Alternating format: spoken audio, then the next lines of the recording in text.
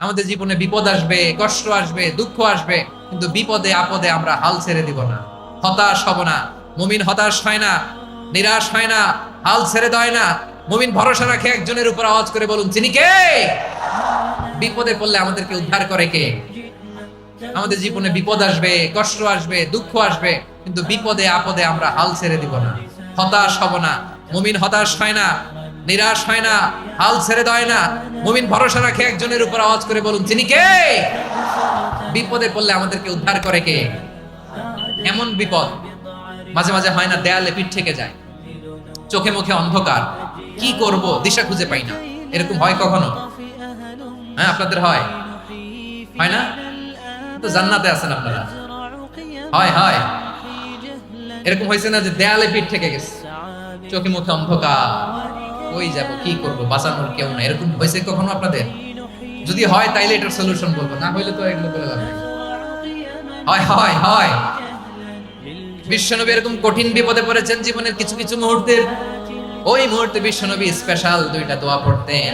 এই দোয়াগুলো আপনাদেরকে জানিয়ে দেই। বিশ্বনবী বলেন, কঠিনতম বিপদে যখন পড়বা, দেয়ালে পিঠ থেকে যায়, চোখে মুখে অন্ধকার, বাঁচার কোনো উপায় নাই, তখন পড়বা লা ইলাহা ইল্লা আনতা সুবহানাকা ইন্নী কুনতু মিনাল জালিমিন।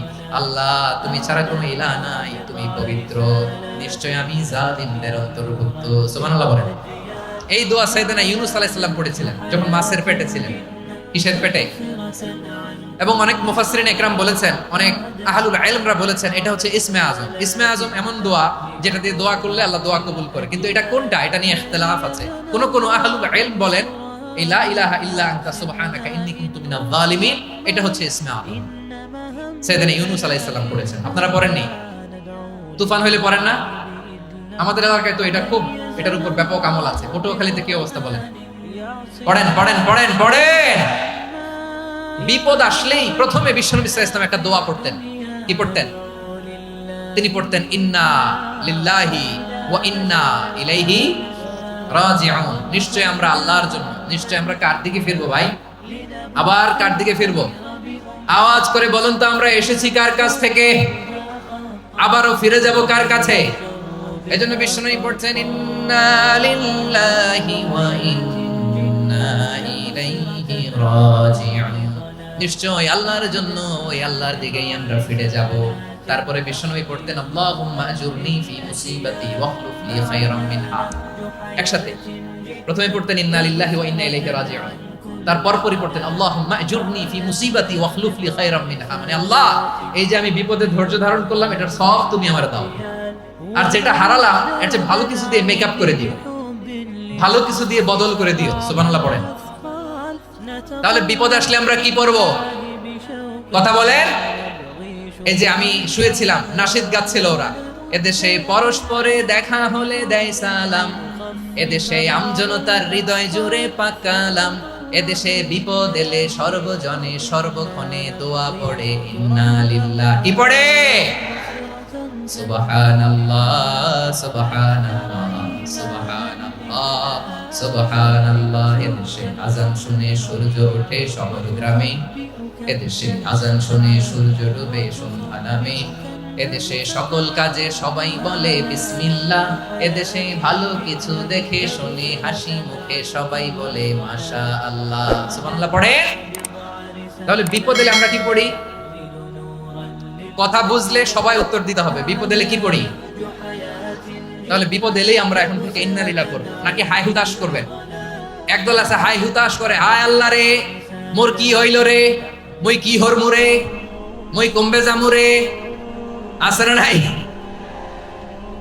এরকম বিলাপ করতে নিষেধ করেছেন বিশ্বনবী।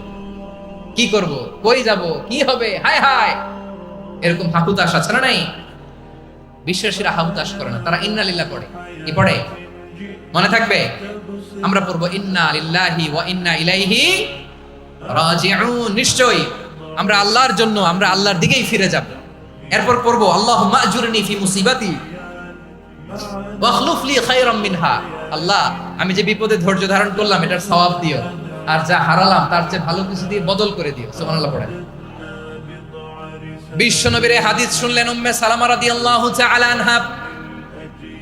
ওনার স্বামী হলো আবু সালামা। মজার ঘটনা খেয়াল করে শুনেন আমার প্রিয় কলিজার টুকরা ভাইয়েরা।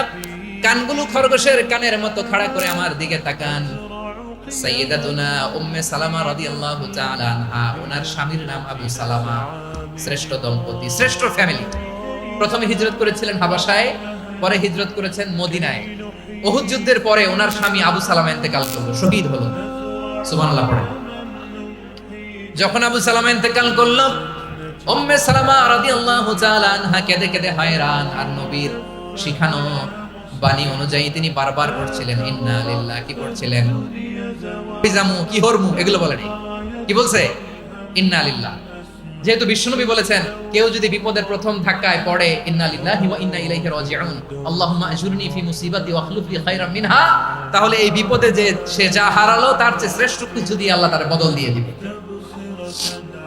এই হাদিস শুনে উম্মে সালামা রাদিয়াল্লাহু তাআলা আনহা ওনার প্রাণ প্রিয় স্বামী আবু সালামার ইন্তেকালের পরে চোখের পানি ছাড়ে আর পড়ে ইন্না লিল্লাহি ওয়া ইন্না ইলাইহি রাজিউন, আল্লাহুম্মা আজুরনি ফি মুসিবাতি ওয়া আখলুফ লি খায়রাম মিনহা। বারবার এই দোয়া পড়ে চোখের পানি ছাড়ে, এই দোয়া পড়ে চোখের পানি ছাড়ে। আর মনে মনে বলে আবু সালামার মতো ভালো মানুষ মদিনাতে নাই, আবু সালামার চেয়েও ভালো মানুষ মদিনাতে নাই। তার চেয়ে ভালো মানুষ কি করে আল্লাহ তাআলা আমারে দিবে? তার চেয়ে ভালো মানুষ তো আমি মদিনাতে দেখি না। চোখের পানি দিয়ে বুক ভাসায় আর নবীর হাদিসের উপর আমল করে পড়ে ইন্না লিল্লাহি ওয়া ইন্না ইলাইহি রাজিউন, ইন্না লিল্লাহি ওয়া ইন্না ইলাইহি রাজিউন। পড়তে পড়তে চোখের পানি ছাড়ে আর চিন্তা করে বিশ্বনবী বললেন এই দোয়া বললে যেটা হারালাম তার চেয়ে ভালো কিছু দিয়ে আল্লাহ পুরস্কার দেয়। আবু সালামার চেয়ে ভালো মানুষ মদিনার মধ্যে আর কে হতে পারে? কি আজীব তামাশা, কি অবাক করা ঘটনা। কিছুদিন পরে দেখা গেল সাইয়্যিদুল মুরসালিন রাহমাতাল লিল আলামিন স্বয়ং বিশ্ব নবী উম্মে সালামাকে বিয়ের প্রস্তাব পাঠিয়েছে। স্বয়ং বিশ্ব নবী উম্মে সালামা রাদিয়াল্লাহু তাআলা থেকে বিয়ের প্রস্তাব পাঠিয়েছেন। উনি রাজি হয়ে গেলেন, বিয়ে হয়ে গেল। উনি হয়ে গেলেন উম্মুল মুমিনিন, আমাদের মা, পুরো মুসলিম উম্মার মা। চিৎকার করে বলেন আল্লাহু আকবার। তাহলে আমার প্রাণ প্রিয় ভাইয়েরা, বিপদে পড়লে আমরা পড়বো ইন্না লিল্লাহি ওয়া ইন্না ইলাইহি রাজিউন, আল্লাহুম্মা আজুরনি ফি মুসিবাতি ওয়া আখলুফ লি খায়রাম মিনহা। পড়বেন না? যারা যারা বিপদ আসলে এই দোয়াটা পড়বেন এখন থেকে আওয়াজ করে ইনশাআল্লাহ বলেন।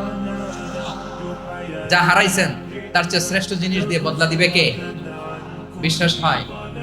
একটু সন্দেহ লাগে মনে হয়, একটু সন্দেহ আছে? যাদের বিশ্বাস হবে তাদের কি আল্লাহ উত্তম বদলা দেবে, ঠিক কিনা বলেন? তাহলে বিপদে পড়লেই প্রথমে আমরা এটা পড়ব, লা ইলাহা ইল্লা আনতা সুবহানাকা ইন্নী কুনতু মিনাজ জালিমিন। এটা পড়বেন আপনারা। এই দোয়া পড়ে সাইয়েদনা ইউনূস আলাইহিস সালাম মাছের পেট থেকে রক্ষা পেয়েছিলেন। রক্ষা করেছিল কে? তুমি ইউনূস নবীরে যখন খাইলো মাছেতে গিলিয়া, ফেরেশতা পাঠাইয়া দিলে ইসমে আজম দিয়া। প্রাণে ছিল যাহার ভয় সেথা পাইল আশ্রয়, প্রাণে ছিল যাহার ভয় সেথা পাইল আশ্রয়। মাছের পেট হতে সে যে পেল পরিত্রাণ। আল্লাহু আল্লাহু তুমি জাল্লে জালালুহু, শেষ করা তো যায় না গে তোমার গুণগান। আল্লাহু আল্লাহু সুবহানাল্লাহ পড়ে। লা ইলাহা ইল্লা আনতা সুবহানাকা ইন্নী কুনতু মিনাজ জালিমিন। বিশ্বনবী বললেন দেয়ালে পিঠ থেকে গেলে, চোখে মুখে অন্ধকার, বাঁচার কোনো উপায় নাই, তখন এই দোয়াটা পড়তে হবে। এই দোয়া পড়ে আল্লাহর কাছে ফরিয়াদ করলে বিপদ মুক্ত করবেন কে? কেন এই দোয়াটা আল্লাহর কাছে বড্ড প্রিয় জানেন ভাইরা? কারণ এই দোয়ার মধ্যে তিনটা জিনিস আছে। আমি যেরকম আঙ্গুল উঁচু করেছি এরকম করেন তো। তিনটা। কয়টা? তিনটা। এক নম্বরে হচ্ছে তাওহীদ, দুই নম্বরে তাসবিহ, তিন নম্বরে তাকরীর। আই রিপিট, আবারও বলছি, এক নম্বরে তাওহীদ, দুই নম্বরে তাসবিহ, তিন নম্বরে তাকরীর। এই দোয়াটা আল্লাহর কাছে এত পছন্দনীয় কারণ এই দোয়ার প্রথম অংশে আছে তাওহীদ, আল্লাহর একত্ববাদের ঘোষণা। লা ইলাহা ইল্লা আনতা, ও আল্লাহ আপনি ছাড়া কোনো ইলাহ নাই, উপাস্য নাই। এই কথা বললে আল্লাহ বড় খুশি হয়ে যায়। সুবহানাল্লাহ পড়েন। এই দোয়ার দ্বিতীয় অংশে আছে তাসবিহ, মানে আল্লাহর প্রশংসা, প্রশংসা সূচক বাণী।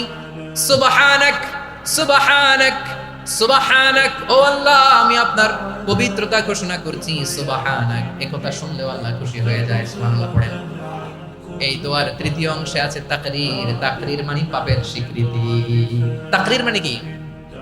তাকরির মানে পাপের স্বীকৃতি। এই দোয়ার তৃতীয় অংশে আছে ইন্নী কুনতু মিনাল যালিমিন। ও আল্লাহ, আমি জালিমদের অন্তর্ভুক্ত। আল্লাহ, আল্লাহ আমি জালেম, আল্লাহ আমি ভুল করেছি, অন্যায় করেছি, আল্লাহ আমি জালেমদের অন্তর্ভুক্ত। এই পাপের স্বীকৃতি, অ্যাকনলেজমেন্ট আল্লাহ বড্ড পছন্দ করে। যখন আল্লাহর কাছে আপনি ছোট হবেন, ছোট হতে হতে যত ছোট হবেন, ওই দৃশ্যটা দেখতে আল্লাহ বড্ড পছন্দ করে। সুবহানাল্লাহ বলেন। 3 নম্বর অংশ ইন্নী কুনতু মিনাজ জালিমিন, আল্লাহ আমি জালেমদের অন্তর্ভুক্ত। সাইয়েদনা আদম আলাইহিস সালাম ভুল করে যখন নিষিদ্ধ গাছের ফুল খেয়ে ফেললেন, ফল খেয়ে ফেললেন, আল্লাহ বললেন আদম ক্ষমা পেতে চাইলে তুমি আর হাওয়া মিলে স্বীকৃতি দাও, পাপের স্বীকৃতি আর পড়ো রব্বানা যালামনা আনফুসানা ওয়া ইল্লাম তাগফির লানা ওয়া তারহামনা লানাকুনান্না মিনাল খাসিরিন।